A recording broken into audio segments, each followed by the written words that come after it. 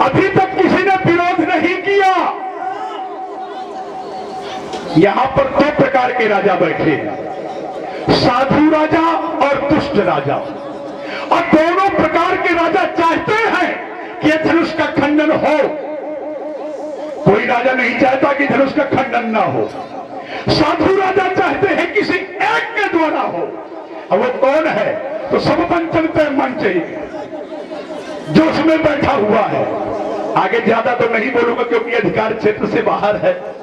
हाँ, ध्यान दें, आप है सम्मानी हमारे हरि सिंह बाबू जी जय साहब खड़े लोग हैं। इनके द्वारा गौरव विद्वानों कलाकारों के लिए 51 मुद्राएं पुरस्कार में, और श्री रामोल जी एक बिंदु आया है। बताइए। कई ब्रह्मा की सृष्टि 4 प्रकार से रचित है। अच्छा। अंडज, पिंडज, श्वेतज और ओभज। आचार्य की ये सृष्टि की रचना नहीं है, 4 प्रकार से जीव के आने के मार्ग हैं। हाँ, सृष्टि एक बार नहीं, और पीछे हो जाओ, सृष्टि एक बार नहीं रची गई। एक सृष्टि की रचना में मैं खड़ा हूं। पूछिए कैसे? जब सभी सप्त ऋषि एकत्रित होकर के जाकर के वहां खड़े हुए, विधाता ने सनक सनंदन सनातन सनत कुमार को सृष्टि की रचना के लिए कहा, उन्होंने मना कर दिया, तो उन्हें श्राप दे दिया कि जाओ, तुम्हारी बाल व्यवस्था कभी खत्म नहीं होगी। वही बाल ऋषि आज भी है।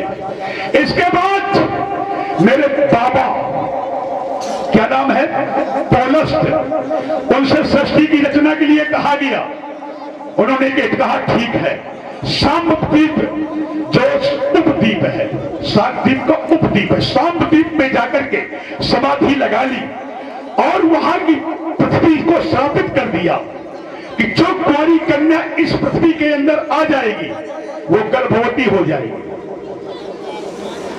तृणबिंदु की कन्या, गंधर्व तृणबिंदु, तृणबिंदु की कन्या वहां पहुंची और गर्भवती हो गई। उससे एक पुत्र ने जन्म लिया, वो है मेरे पिता विश्रवा। विश्रवा जब मेरे पिता जा रहे थे प्रयागराज, मार्ग में भरद्वाज ऋषि का आश्रम मिला, वहां एक कन्या का विवाह हुआ जिससे मेरे बड़े भाई कुबेर का जन्म हुआ।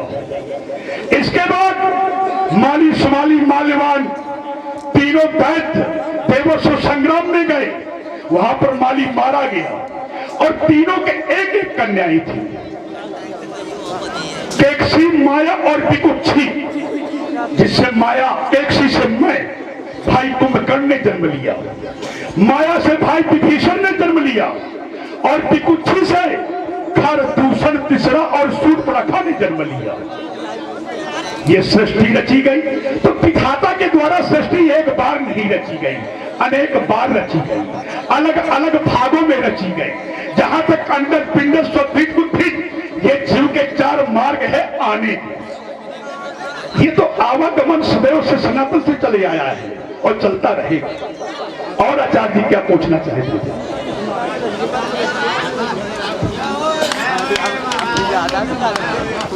भाई 4 मार्ग है जीव के आने से, तो सीता किस मार्ग से आई, ये बिंदु है।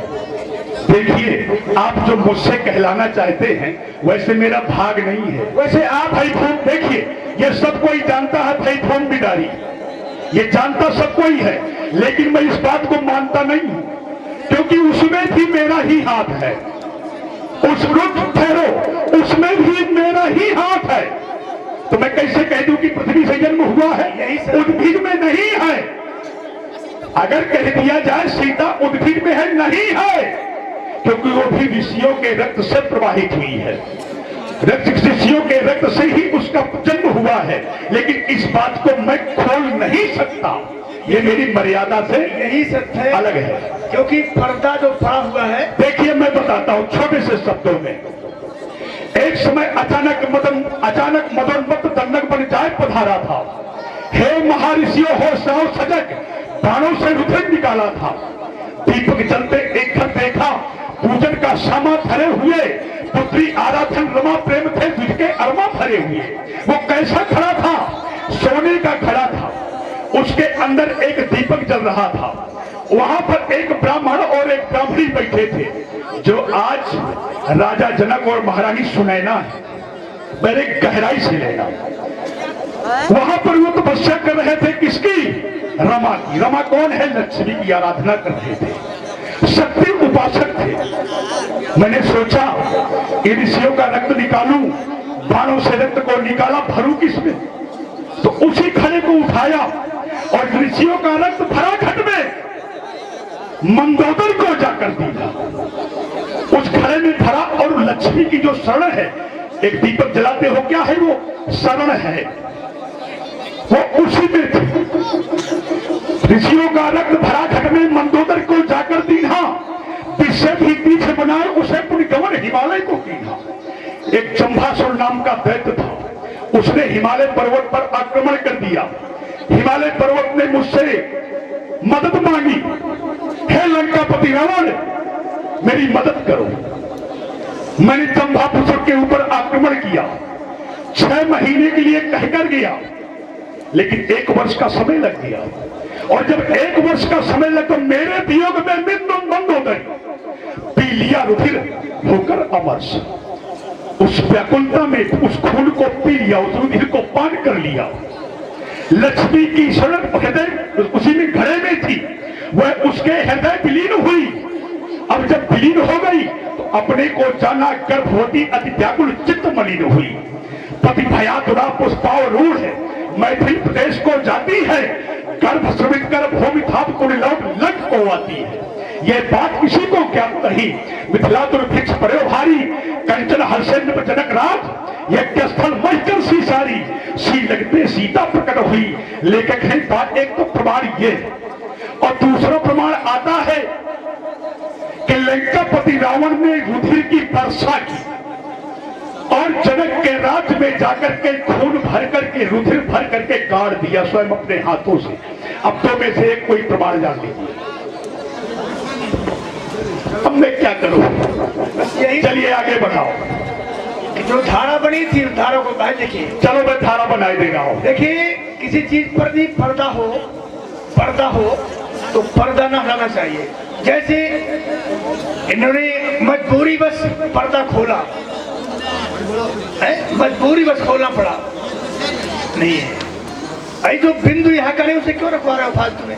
उन्हें मजबूर रखना पड़ा, ये बात भाई। जहाँ कोई सीमा लगी हुई है, अगर हम सीमा को लांघ जाए, इसे हमें कह दें नहीं, उनका जैसे मान हम खोल दे पर्दा, तो पर्दा खोल अच्छी बात नहीं है ना?